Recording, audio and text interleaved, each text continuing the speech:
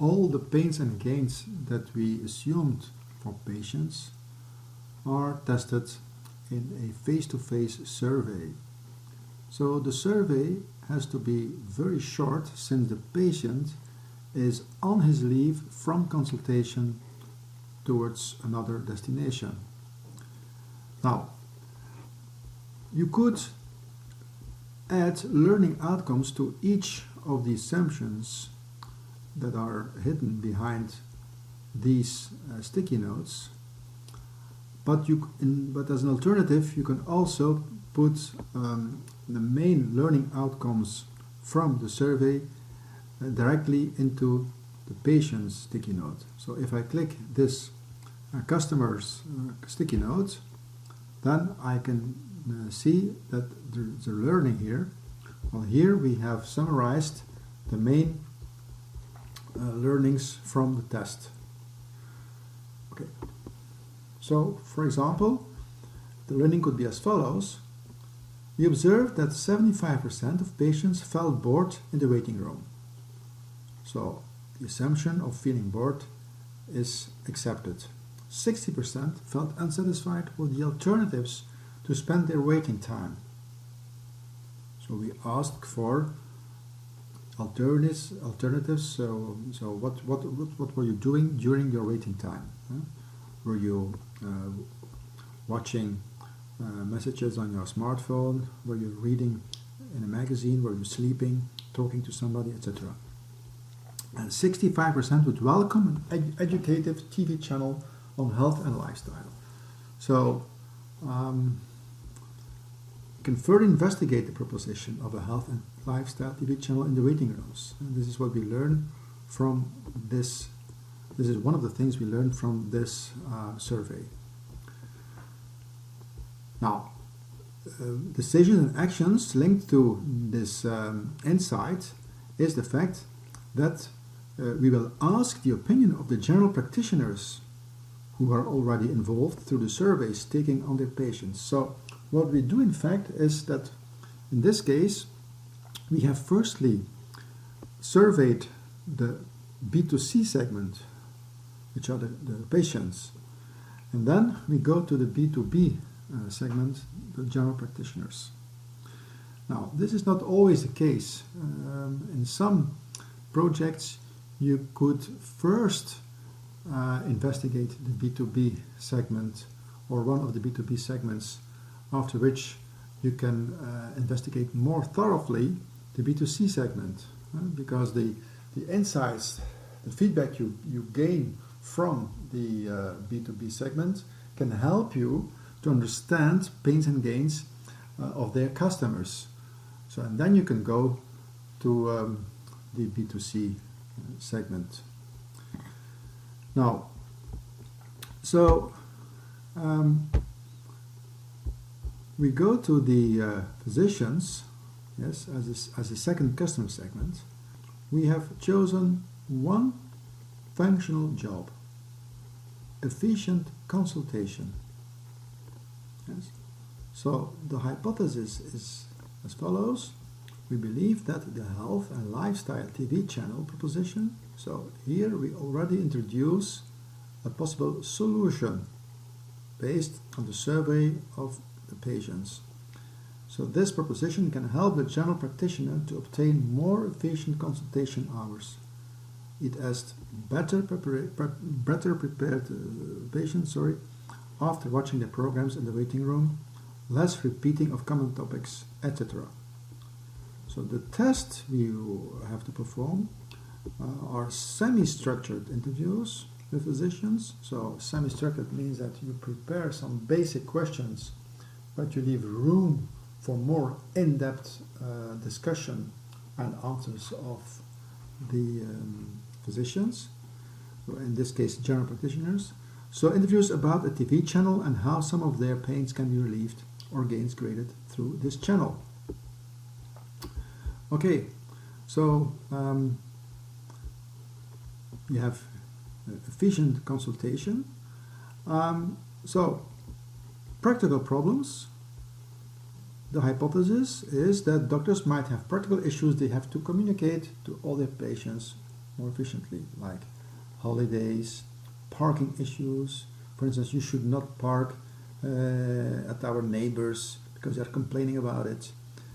Tariffs, changes in tariffs, reimbursements, etc. Vaccination or other topics. So the test, we refer immediately to the overall semi-structured interview, okay? And then we have some learning outcomes. We refer to the overall results, okay? So we decided not to have dispersed learning outcomes over the several various sticky notes. We summarize them at one spot here, physicians. Okay, so here we put all the results of the qualitative feedback we had. We had like gains also. We assume that physician might have more patients per hour when he is gaining time thanks to the health and lifestyle TV channel, so that they can have standard explanations that are moved to the TV channel, so they save time, more patients per hour. Okay, now the learning outcome here, we have two learnings. The first learning was that 15 physicians were interviewed, 12 or 15 were in favor of TV channel, so I can have a rather long learning outcome here, because you have qualitative feedback, which is most valuable in this kind of work. We prefer to have qualitative feedback rather than quantitative feedback. The physician seems to have an information duty towards his patients. It's in fact obliged by law that he should inform his patients as good as he can. So a TV channel in his waiting room is of course very welcome, as long as it concerns lifestyle and health, of course. Physicians have to explain over and over again the same topics so that time can be saved by preparing the patients in the waiting room. So that assumption was correct. Some physicians are willing to share their experience about topics to be treated. So don't underestimate the fact that when you talk to B2B people, that they might see a win-win in working with you. So the win for you is obvious, but there might be a win for them as well. And maybe they want you to investigate part of their customer segments for them. Some are concerned about too much publicity on the TV screen because it has to be financed somehow. But also others asked if there would be the possibility to add their own content in the program. So user-generated content, which is of course might be a great idea. So you have to investigate that further. This might become a new assumption, that you have a value proposition where the professional user, the practitioner, can add his own content. Okay, so most of them want to share practical information, okay, and they might be willing to pay a limited monthly contribution for a TV channel, but all depends on the final proposition. So questioning, surveying about willingness to pay is very difficult as long as you don't have a very specific proposition. You should not ask specific questions on willingness to pay. You can have a general question like we had one here. So they might be willing to pay. So there is a willingness to pay. That's all you know. As long as you don't have a prototype, you won't know it. You can't know it. So be careful with that. Okay, so if we have two customer segments for the moment. We had some learning outcomes for both, and then we go to the value proposition. We use the same colors here, so this value proposition is only linked to patients. These two are linked to physicians. And the central one is common for both segments. So the central value proposition in my case is a health and lifestyle TV channel. Okay? The extra value for the patients is the fact that patients will build awareness, so they become more aware of certain health and lifestyle related items. So the pain relievers might be like, okay, breaking taboos. So let me go directly to the learning here, and the learning is that some health-related topics such as incontinence, it's a very common problem for a lot of women, older women, but also younger women after pregnancy. And it's a taboo topic. Women are reluctant to talk about it, also to their own general practitioner.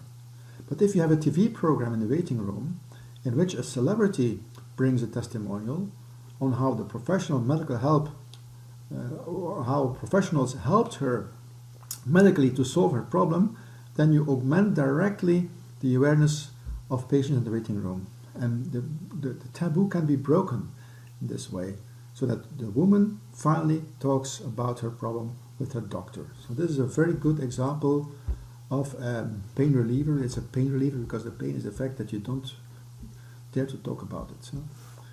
And you share it also with the doctor. So there are two things. The taboo is broken, okay, that's one thing. But since you are in the waiting room, you have the opportunity to talk about the problem with the doctor. You can tell the doctor, okay, doctor, I saw the video in the waiting room, well, I have that problem. And there seems to be a very efficient solution for the problem. So, a gain creator might also be health improvement. Again, you can investigate it. You can say, okay, hypothesis, test, learning. Is it correct? Will health improve by putting a health and lifestyle TV channel in the waiting room? Maybe it's not correct. But in terms of products and services here, you will have to offer qualitative, educative programs. Okay, so this is the product and service related to patients. We can go to the doctors. So here, one of the offerings is a dedicated playlist. Therefore, you need narrowcasting software. So a dedicated playlist means that the physician can select content in his playlist, which is a very important value. It's not a standard playlist. A playlist means that the programs are broadcasted in a loop. So, for instance, every 30 minutes or 40 minutes, the program starts again. Okay, so the narrowcasting software is a software that allows to differentiate the content distribution according to the location and even according to time slots in one location. The user-generated content, we already explained that, might also be an interesting offering for the doctors.